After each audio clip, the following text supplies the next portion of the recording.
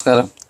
കഴിഞ്ഞ ദിവസം ഒരു ലേഡി എന്നെ വിളിച്ചിട്ട് ഞാൻ ചെയ്തൊരു വീഡിയോ കണ്ട് എന്നോട് പറഞ്ഞു, അവരുടെ ലൈഫിൽ, അതായത് കല്യാണം കഴിച്ചതുമായി ബന്ധപ്പെട്ട് അവർക്കുണ്ടായ ചില പ്രശ്നങ്ങൾ അത് നിങ്ങൾ സോഷ്യൽ മീഡിയയിൽ കൂടി പറയണം. കാരണം ഇനിയും ഒരു സ്ത്രീക്ക് ഈ ഒരു ദുരനുഭവം ഉണ്ടാകരുത് എന്നുള്ള രീതിയിൽ പറഞ്ഞു.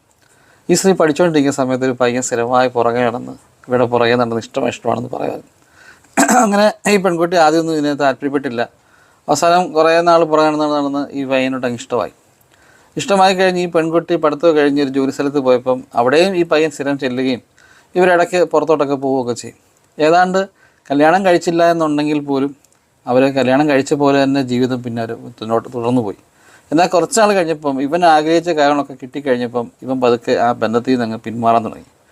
താൻ ചതിക്കപ്പെടുവാണെന്ന് ആ സ്ത്രീ മനസ്സിലാക്കിയപ്പം അവൻ്റെ നാട്ടിൽ വന്ന് ആ പെൺകുട്ടി വളരെ വലിയ ബഹളം ഉണ്ടാക്കി. അപ്പം ആ സമയത്ത് അവന് വേറെ കല്യാണമൊക്കെ ആലോചിക്കുന്നുണ്ടായിരുന്നു.